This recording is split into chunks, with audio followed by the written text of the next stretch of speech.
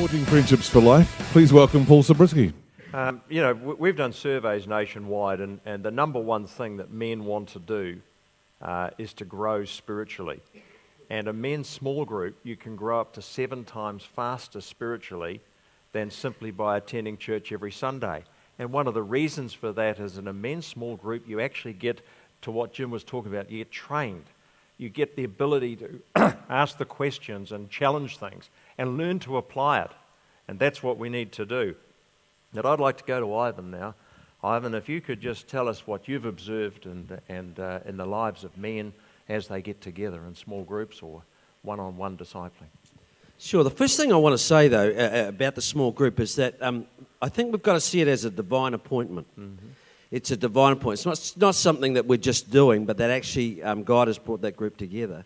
And the key for that is because then when we get together, we then understand that because God has brought us together, that God will then place a vision in each of our hearts towards each other.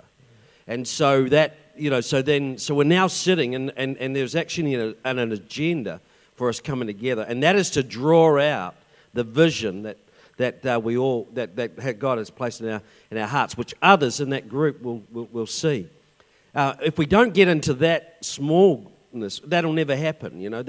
Because we'll just continue to drift. We carry the sense of destiny in our life, but it's in the small group that I believe that there comes the calling, because people are there because they've been appointed by God to see the vision in you and call it out of you. And so then, as they begin to call it out, then comes the whole sense of accountability to the things that are said. So often we see in small groups, people will say something.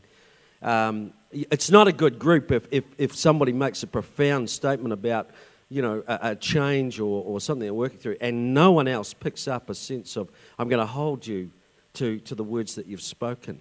Can't happen in a big group, but does happen in a small group. So it's that ability to coach each other, and the end result, I think, personally, of a small group, the value of it is that it's not what you say, but it's the very life you're carrying with each other that you begin to catch and inspires you each.